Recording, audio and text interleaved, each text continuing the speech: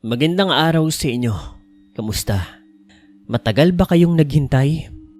Huwag kayong mag-alala dahil narito na muli ang pinakapaborito niyong albularyo.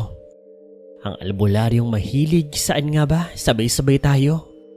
Sa dalawang bundok ng kaligayahan. Kamusta kayo? Pasensya na kung nawala ako ng ilang buwan matapos kong ipadala yung panimula kong mga kwento. Medyo nagkaroon kasi ng problema pero hindi na dito para talakayin pa yon.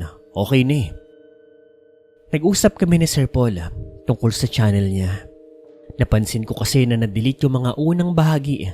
Sinabi niya naman ang dahilan sa akin. Kaya ganito na lang. Sa mga gustong mapakinggan iyon base sa kanya, hindi raw po muna niya i-upload ito ulit dahil sa pagre-reapply. At para hindi kayo maguluhan, at sa mga gustong makinig noon, isa-summarize ko na lamang sa inyo. Bago tayo magpatuloy sa kasunod po ng ating kwento. Para sa mga hindi nakakaalam, yung mga pinapadala kong kwento dito sa channel na ito, iba po yun doon sa mga kwento doon sa kabila, sa Creepy Macpansit. Ibang timeline po kasi yun. Yun noong mga medyo matanda na po ako.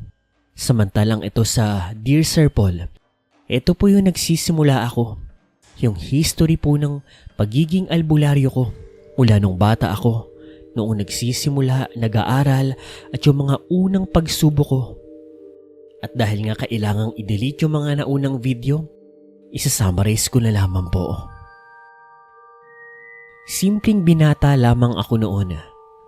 May nanay at tatay, ngunit pinatay ng isang aswang. Halos gumuho ang mundo ko noon, hindi ko alam ang gagawin ko sa buhay. At dito pumasok sa buhay ko si Kuya Poncho. Si Kuya Poncho ay isang binatang albularyo noon. Siya ang tumulong sa akin. Siya ang nagpasok sa akin sa buhay ng isang albularyo. Siya ang nagturo sa akin ng mga kaalaman. At siya rin ang nagturo sa akin kung paano gumanti. Kaso sa kasamaang palad, may taning na ang buhay noon ni Kuya Poncho. Pero bago yon, naituro niya muna sa akin ang lahat ng dapat kong malaman patungkol sa pagiging albularyo, sa mga pambababae at sa pag-iinom ng alak. At dito na po naipasa sa akin ang kanyang kapangyarihang puti na nagmula naman sa isang diwatang itinakwil mula sa mundo ng mga engkanto, si Diwata Argel. Itinakwil siya at pinatay sa mundo ng mga engkanto. At yung kapangyarihan niyang puti, inanatiling pagala-gala dito sa mundo ng mga tao. At yun na nga, napunta yun kay Kuya Poncho at naipasa sa akin. Si Diwata Argel, pinagtaksilan ito ng mga masasamang engkanto doon sa kanyang mundo. Kaya pinangako niya sa sarili niya. Nagagawin niya ang lahat para puksain ang mga masasamang engkanto, aswang, at iba pang mga masasamang nilalang na hindi kayang labanan ng normal na tao. At yun nga po ang nagbibigay ng lakas sa akin noong mga panahon na iyon. At kasabay naman po nito, dito ko rin po unang nakita o natagpuan ang unang babaeng minahal ko. Dito ko rin po nakilala ang isa pang bagong albularyo na tumulong po sa akin. Siya si Mang Domeng. Sa kasamaang palad po, sa isang sagupaan sa isang aswang na may galit kay Mang Domeng, namatay po ang unang babaeng minahal ko. At alam niyo ba, napakaliit ng mundo. Ama niya, si Mang Domeng. Halo-halo ang naramdaman ko noon. Masyadong magulo ang buhay ko noon. Napakaliit ng mundo. Kung sino mga nakakasalamuha ko, sila-sila lang din pala.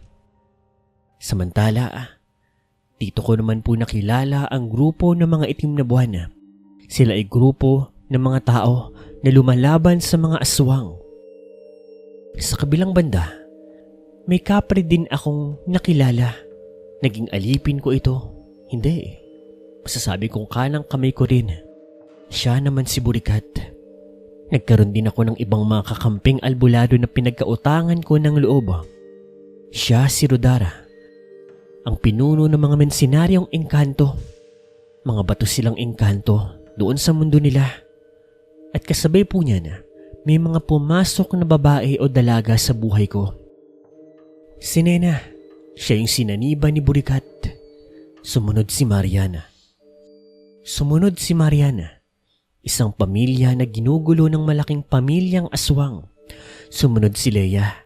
Naligtas ko ito dahil bihag siya nung sinasabi kong pamilyang aswang. At dahil nabanggit ko nga ang malaking pamilyang aswang, dito na tayo dadako. Ang pamilya na iyon ay pinamumunuan ng isang malakas na aswang na tatawagin ko na lang sa pangalang Madam Cynthia. Napakalakas niya at napakayaman, makapangyarihan. At sa tulong ng itim na buwan, ni Mang Pulito, ni Mang Wancho at mga anak niya, mga albularyo yun na kaibigan ni Mang Doming. Kasama na si Burikat at yung mga engkanto nga na pinamumunuan ni Rodara. Siyempre kasama na ako. Natalo namin ang pamilyang aswang na yun. Napakatindi ng labanan na iyon. Halos sumuko na nga ako, pero sa tulong ng puting kapangyarihan na nagmula nga po kay Diwata Arhel, natalo namin sila. Subalit nung tatapusin ko na sana si Madam Cynthia, may isang misteryosong lalaking aswang ang bigla na lamang sumulpot. Nailigtas niya si Madam Cynthia. At dito namin nakilala ang bago naming makakabangga. Ang lupon ng mga aswang. Ang samahan ng mga makapangyarihan at malalakas na aswang sa Pilipinas. At doon nabibilang ang angkan ni Madam Cynthia. Si Madam Cynthia lamang ang nakaligtas sa pamilya niya. At doon na po nagtapos ang mga nauna kong pagpapadala ng kwento. At dito na po tayo magpapatuloy. Matapos nga ng naganap na sagupaan, lahat kami ay naging masaya. Natalo namin sila. Pero sa kabilang banda, hindi pa tapos ang laban. Nagsisimula pa lamang ang bago. Pagkatapos po ng ilang araw na pagpapahinga at pagpapagaling, naghiwa-hiwalay na rin po kami. Yung grupo ng mga itim na buwan ay umalis na rin. Sila Mang Wancho, sila Mang Pulito, yung iba pang mga albularyo. Ganon din yung pamilya nila Mariana. Ibinalik po. Bumalik na sila sa pagiging tao. Siyempre napakaraming albularyo. Ginawa nila ang makakaya nila para matanggal ang yanggaw. Hindi naman sila mga ordinaryong aswang. Sobra silang nagpasalamat sa amin noon. Samantala, unti-unti na rin namang umalis yung mga tao sa amin. Sila Leia, sina Nena, kasama na nga si Mariana. Umalis na rin sina Estong. Kasi noong mga panahon na yon, mas minabuti kung umalis na lang sila lahat. Kasi sa totoo lang noong mga panahon pong na iyon, Sir Paul, nanghihina ako. Nagkaroon ako ng sakit. Hindi malaman nila Mang Doming kung saan ang galing. Nakakahawa kasi ang sakit ko na iyon. Lagnat, ubo, sipon. Matinding sakit ng katawan. Sinubukan nila akong gamutin pero wala silang makuhang lunas. Samantala, noong mga panahon po na yon, sila Mang Pulito, naghahanap sila ng mga impormasyon patungkol nga sa mga lupon ng aswang. Samantala, ang naiwan lang doon sa lugar ko, si Mang Doming. Merong matinding pinsala din na natamo si Mang Doming noon. Malaking sugat sa kanyang hita, dahilan ng kanyang paika-ikang paglalakad. Pero mukhang magagamot naman yun. Malakas pa naman siya. Siya ang nag-aasikaso sa akin, sa mga alaga kong manok, sa buong lugar ko. Mang Doming, bakit ba kayo nandito? Alam ko gusto niyo hong tumulong kay Mang Pulito para maghanap ng impormasyon sa mga lupon ng aswang. Hindi mo ba nakikita ang paa ko? Bilantod ako. Isa pa, kailangan mo ng tulong. Hindi normal na sakit yan. Mukhang sakit na yan ay dahil sa paggamit mo ng matinding enerhiya ng kapangyarihan ng Diwata. Hindi mo ba napapansin ang unti-unting paglabas ng enerhiya na puti sa katawan mo? Nauubos ito, Kanor. Nauubos. Anong ibig sabihin? Bakit ho nauubos? Yan ang hindi ko alam. Kausapin mo siya. Kausapin mo ang diwata. Dahil mamamatay ka kapag hindi mo nasara ang lagusan sa katawan mo. Dahil magkarugtong na ang kapangyarihan ng diwata at ang buhay mo. Medyo natakot ako, Sir Paul. Ang bata ako pa noon. Wala pa nga akong 20. Mamamatay na kaagad ako. Kasi simula pa lang ng buhay ko bilang albularyo. Ang dami ko pang gustong gawin.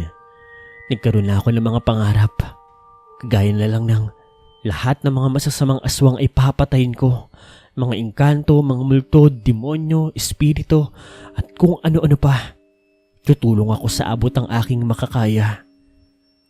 Pero, matutundo ka na ba ang buhay ko noon? Lumipas sa mga araw, linggo at mga buwan. Patuloy pong lumala ang karamdaman ko. Yung maskulado kong pangangatawan, pumayat po. May mga pagkakataong binibisita ako ni Burikat. Hanggang sa dumalang na lamang ang pagbisita niya. Dahil nagkakaroon daw talaga ng matinding kaguluhan doon sa kanilang mundo. Dahilan para yung mga lagusan daw, isinasara ng mga malalakas na mga engkanto. Hindi niya na masyadong dinetalye pa ang mga dahilan. Basta nagsabi lang siya sa akin na pansamantala lang daw muna na hindi raw siya muna makakapunta kung sakaling kailanganin ko ng tulong niya. Na naintindihan ko naman dahil alam ko nagsasabi siya ng katotohanan. Eksaktong 3 buwan matapos ang sagupaan, gumaling ng lahat ang pinsala ni Mang Domeng. Pero ako, para na akong bangkay na buhay. At isang gabi, habang nakatulala ako sa kisame ng aking bahay, at wari ko ba'y hinihintay ko na lang na malagutan ako ng hininga. Bigla pong, Kanor, patawarin mo ako. Patawarin mo ako. Diwata, mamatay na ba ako? Diwata Ariel. Hindi pa, Kanor. Kasalanan ko kung bakit nauubos ang kapangyarihan ko sa katawan mo. Malalaman mo ang dahilan kung bakit, pero sa ngayon, babawiin ko muna pansamantala ang kapangyarihang puti. Ibabalik ko sa'yo. Ibabalik ko rin sa'yo ito. Patawad. Nakaramdam ako ng napakatinding init sa aking katawan, Sir Paul. At pagkatapos po noon, para bang may kung anong lumabas sa katawan ko. Halos hindi ako nakahinga. At parang nawala nga ang tibok sa puso ko noong mga sandaling iyon. At pagkatapos, nawalan ako ng malay. Sa totoo lang, Sir Paul, akala ko katapusin ko na noong mga panahon na yon. Anak, kamusta ka na? Inay, anak, ipinagmamalaki ka namin. Inay, itay, nasa langit na ba ako? Inay, itay, patawarin niyo po ako, hindi ko kayo naligtas. Inay, itay, miss na miss ko na ho kayo, nalulumbay na ho ako. Wala ho nag-aalaga sa akin. Gusto ko na ho kayo makasama. Hindi pa ito ang panahon mo, anak. Maging tatag ka, anak. Hindi pa tapos ang misyon mo. Hindi pa.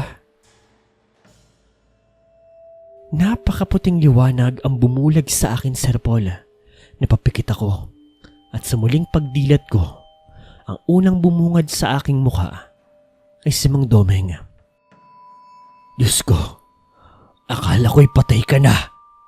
2 araw ka nang walang malay. 2 araw ka nang muntik mamatay dahil ilang ulit kitang binuhay. Buti nagkamalay ka pa, bata. Nawala ang kapangyarihang puti ng diwata sa katawan mo noong nakaraang 2 gabi. Naramdaman ko yon, nagising ako. Ilang minuto kong nawala ng pulso, bata. Akala ko patay ka na pero nagkaroon ka ulit ng hininga at nabuhay ka. Diyos ko, Diyos ko. Anong nararamdaman mo ngayon? Sabihin mo sa akin. Nagugutom ho ako, Mang Doming. Mula ng araw na iyon, Sir Paul, unti-unting gumanda ang pakiramdam ko. Nakakain ako na wala ang lagnat, ubo, sipon, masakit na katawan at lahat ng nararamdaman ko. Sinabi ko kay Mang Doming ang lahat. Ano nga kayang nangyari doon sa puting diwata? May connection kaya ito doon sa problema ng mga engkanto sa mundo nila? Hindi ko ho alam, Mang Doming eh. Anong ibig sabihin nito? Ang ibig sabihin niyan, albularyo ka pa rin. Pero isang normal na albularyo na lamang. Marunong ka pa rin naman sa ibang mga kapangyarihan, di ba? Mga dasal na mula sa kanya, sa itaas. Hindi pa rin naman nawawala sa iyo yun. Ang nawala lang sa iyo yung kapangyarihan ng diwata. Kailangan mo ngayon ay magpalakas ng katawan. Butot balad ka na lamang. Mag-ensayo ka muli. Marami pa tayong gagawin. Patuloy pa rin ang paghahanap ng impormasyon ng mga kasamahan natin. Wala pa tayong nasisimulan sa lupon ng mga aswang. Bukod doon, kailangan mo na ring asikasuhin itong manukan mo. Napapabayaan ko na ito. Marami ng mga customer mo ang naghahanap. Sir Paul, wala ng araw na iyon, sinimulan kong bumangon. Akala ko talaga katapusan ko na. Akala ko mamamatay na ako. Buti na lang, nandoon si Mang Doming. Sa kabilang banda, napapaisip ako. Ano nga kaya ang nangyari doon kay Diwata Argel sa puti niyang kapangyarihan?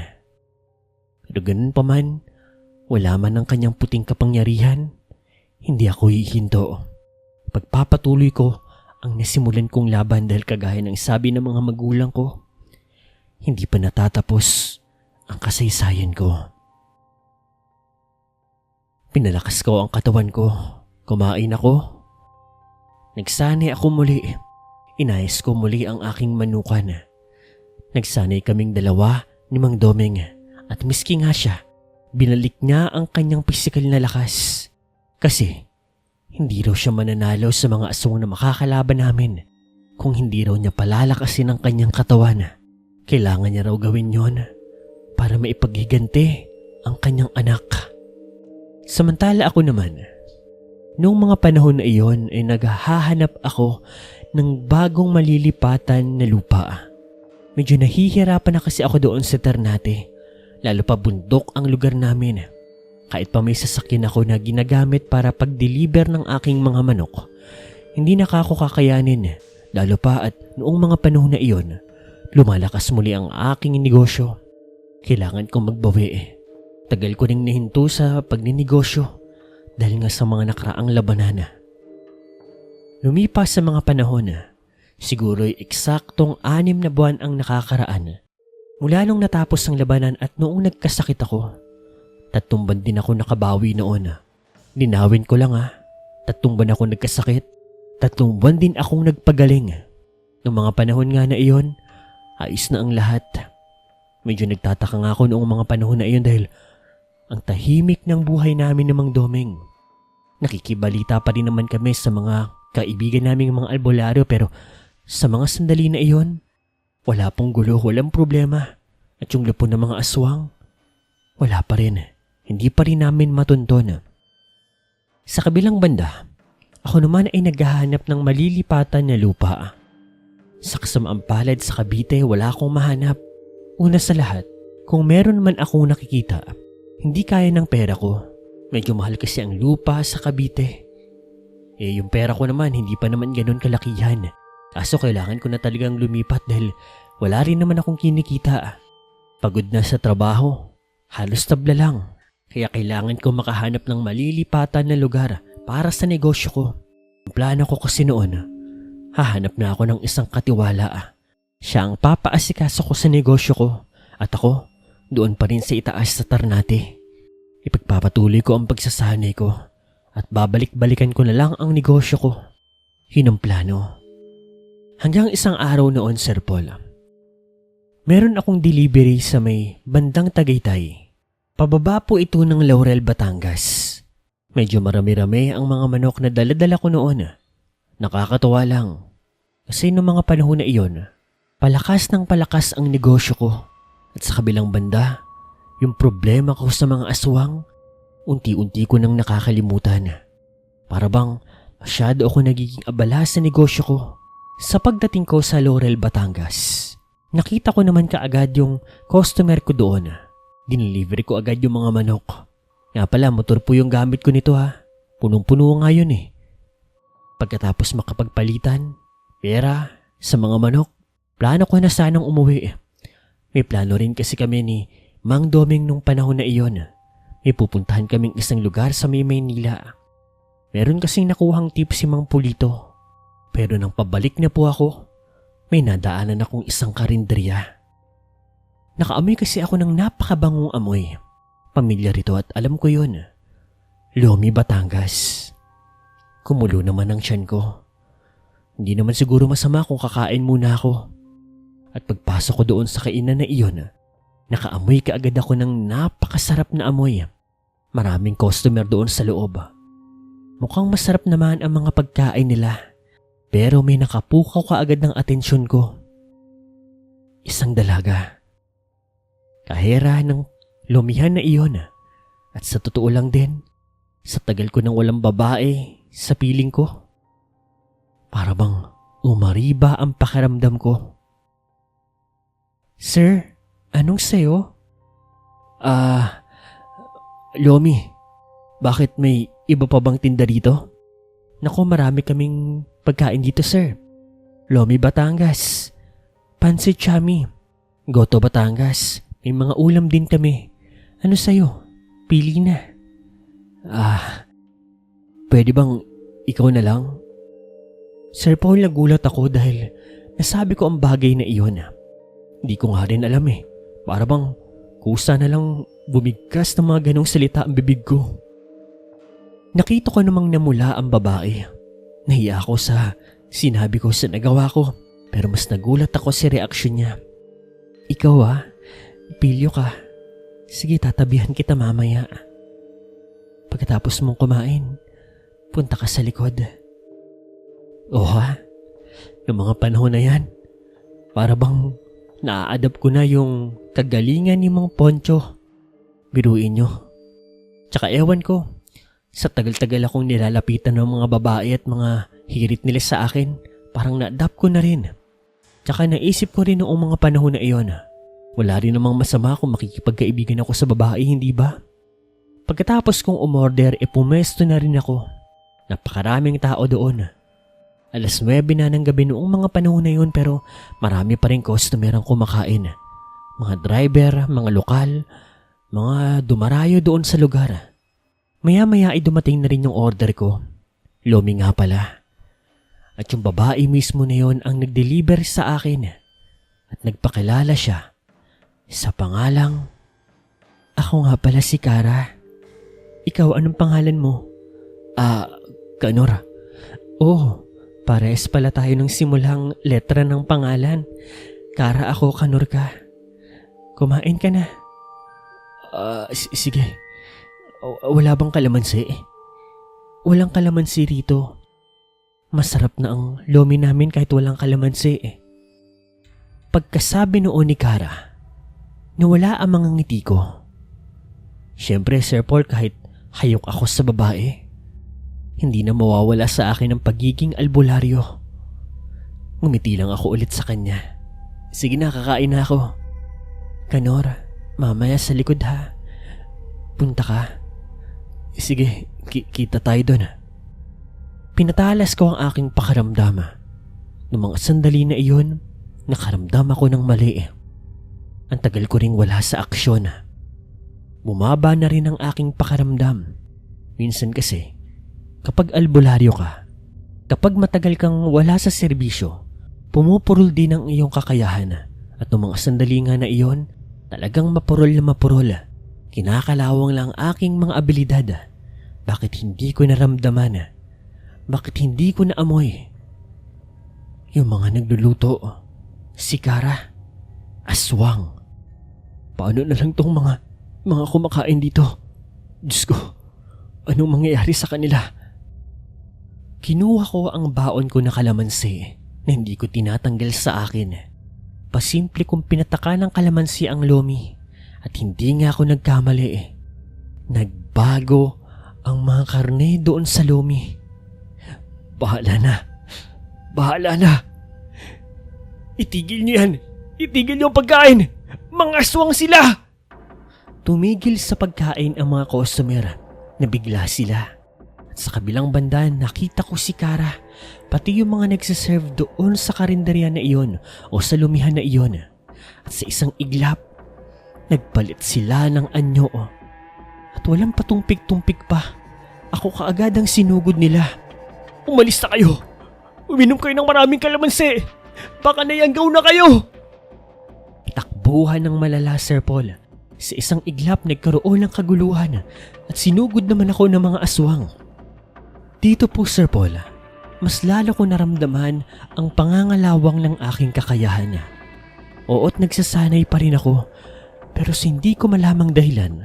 Ramdam ko ang bigat ng aking katawan. Ang bagal ko. Hirap na hirap akong umatake. Hinihingal din ako. Mas lalo akong nanibago kasi nasanay ako na nandoon ang kapangyarihang puti ni Diwata Argel pero nawala. Isa lang akong normal na albularyo. Kaya naman, dinasal ko ang mga dasal na pampalakas, pampabilis at pampatalas ng aking mga abilidad. Pero kahit sa tulong ng mga yon, hirap na hirap ako. Di ko alam kung bakit. Ang dami ko na tamang sugat noon. Pero ginawa ko ang lahat para lamang makalaban. Dahil kung hindi mamamatay talaga ako. Dapat ay sa mga ganong aswang, hindi ako mahihirapan ng ganoon pero talagang hindi ko malaman kung bakit. Para bang kasabay ng pagkawala ng kapangyarihang puti ng diwata sa akin, inabawasan din ng gusto ang aking lakas, bilis at abilidad. Napatay ko ang dalawa sa mga aswang. Sugatan na ako noon. Malaki ang hiwa ko sa tagiliran. Samantala, yung iba pang mga aswang ay tumakas at ang kaharap ko na lamang noon ay si Kara. Kanor! Kanor! Bakit hindi ka nagpunta sa likod? Albularyo ka pala. Pues, kakainin na lang kita. Sinugod ako ni Kara. Sinugod ko rin siya. Ika-ika kong ginamitan siya ng aking balisong at siya pinagkakagat ako. Natamaan niya ako sa aking balikat, sa aking braso at siya pinagsasaksak siya ng aking balisong. Sa mga sandali na iyon, ramdam ko na lamang siya sa akin. Pero kasabay po noon, kinuha ko yung mga nasa bulsa ko. Kalamansi. Gamit ang natitira kong lakas, piniga ko ang kalamansi sa kanyang mukha. Napakatindi noon, parang naging asido ito, nalapnos ang kanyang mukha at nagsugat ito. Sa sobrang sakit noon, napahawak siya at sinamantala ko naman yun para saksakin ang kanyang leeg dahilan para magilitan siya. Kasabay naman noon, nasusunog na ang kalahati ng lumihan dahilan para tumakas na ako. Sumakay ako ng motorsiklo ko. Tapos noon pinaandar ko ito habang tinutupok ng apoy ang lumihan. Nagdasal ako noon ng pampamanhid, pampaimpit ng aking dugo, pampalakas para magawa kong makaalis doon sa Laurel, Batangas, makaakyat ng Tagaytay at makababa pabalik sa may Ternate. Habang nasa biyahe nga ako, para akong ginaganahan ulit. Uot na wala nga ang lakas na pinaram sa akin ni Diwata Argel. Pero sa kabilang banda, doon ko napagtanto na marami pa akong dapat matutunan, kailangang gawin. Kung wala sa akin ang kapangyarihang puti, kailangan kong humanap ng mga alternatibong lakas, abilidad at mga bagay na pwedeng makatulong sa akin para lumaban sa mga aswang, engkanto at kung ano-ano pa. At dito ko mas lalong na-appreciate ang kahalagahan ng aking mga sandata. Lalong-lalo na ng mga pangontra, asin, bawang at kalamansi. Nakauwi naman ako sa aking lugar. Sinalubong naman ako ni Mang Domeng at siya ang gumamot sa akin kagaya ng nakasanayan. At dito, napagtanto kong isang bagay. Kailangan kong aralin pa ang aking sarili. Kailangan kong magsanay. Kailangan kong aralin pa ang mga dasal. At sa kabilang banda, meron ako naisip. Napaka-epektibo ng kalamansi. Kaya naisip ko, kailangan kong gumawa ng sandata gamit ito para panlaban sa mga aswang. Hanggang dito na lang muna. Sana nagustuhan ninyo. Maraming salamat sa laging naghahanap, sa mga sumusubaybay. Hayaan nyo, ipagpapatuloy na natin ang kwento ng aking simula. Sana po naintindihan nyo rin ang maikling buod ng mga unang kwento. Kung may mga tanong kayo, i-comment down nyo lang. Para sa mga susunod na kwento, lilinawin ko po. Hanggang dito na lang muna. Ipagpapatuloy na natin ang alamat ni Mang Kanora.